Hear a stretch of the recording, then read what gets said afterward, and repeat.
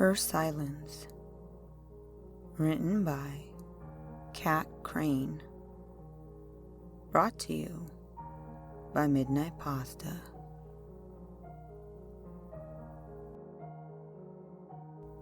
He turns the steering wheel in different directions, taking different roads when he needs to.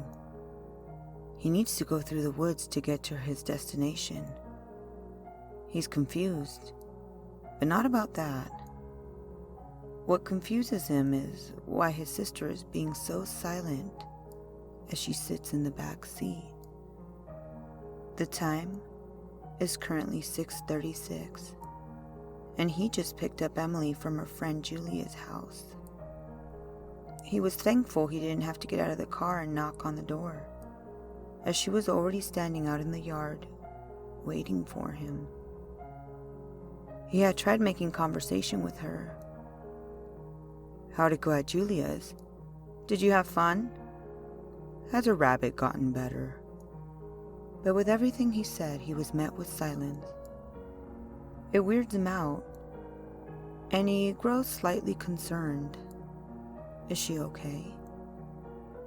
But an uncomfortable knot forms in his stomach when he glances in the rearview mirror and sees her staring at him. Or, more specifically, the side of his neck, with what looks like hunger in her eyes. "Are you all right, Em?" She doesn't reply. He looks back again when he hears an odd sound come from her mouth and sees her licking her lips.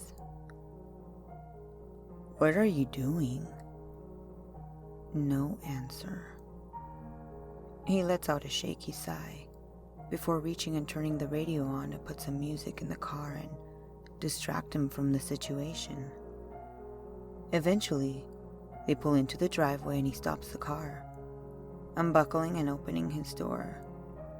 He looks back, and she's still sitting there, unmoving, but her eyes follow him.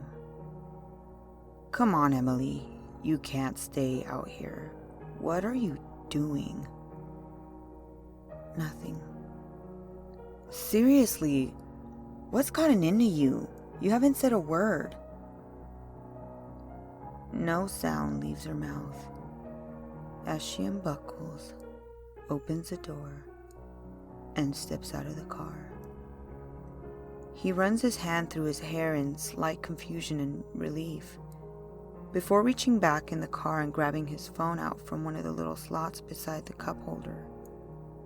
He presses a button as he closes the door and heads towards the front door of the house, his sister following behind. 2 missed calls and 12 unread messages from Emily? "What?" he mutters in confusion, lacing his voice. Why was she texting me, he thinks. When was she texting me? The time now reads 7:13.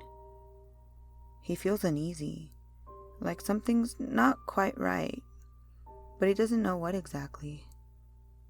Pulling out the key and sticking it into the hole of the knob, he opens the door and walks inside. When he looks behind him, Emily isn't there. "Emily!" He raises an eyebrow as he turns to look for her.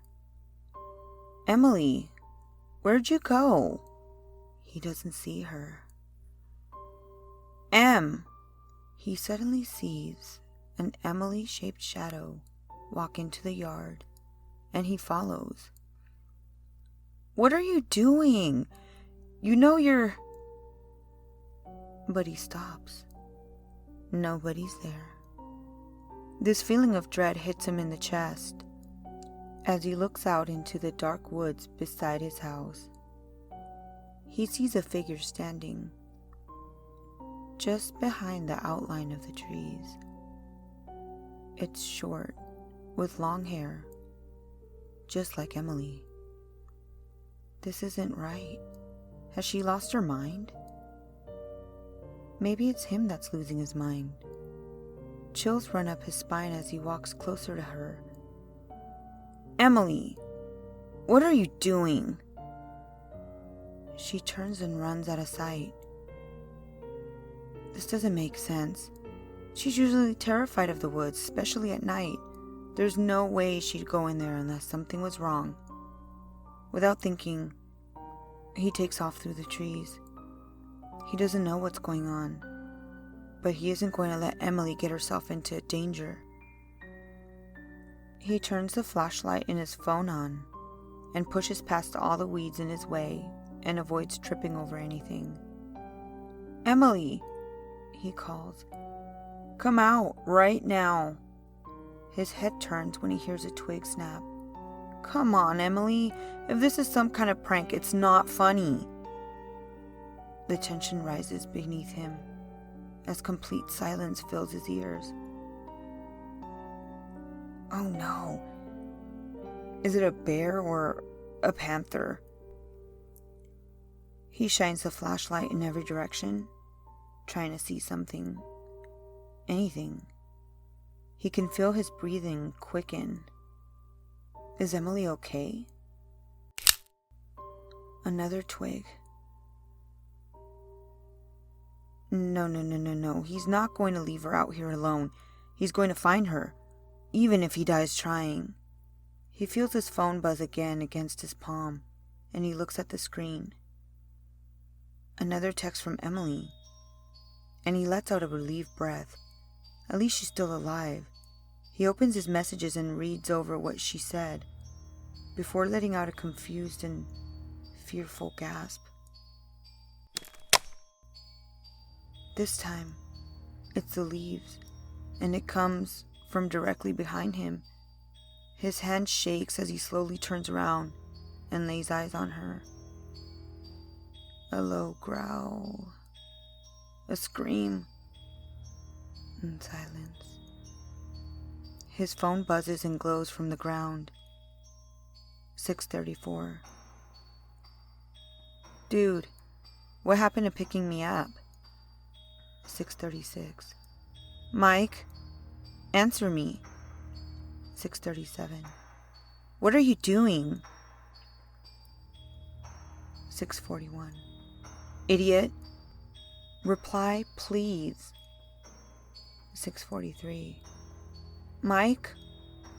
6:50. Mike. 7:02. Mom isn't answering either. 7:05. Somebody please reply. 7:11. Come on. 7:14. I can't stay at Julia's forever. 7:16.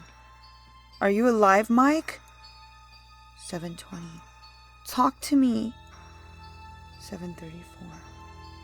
I'm coming.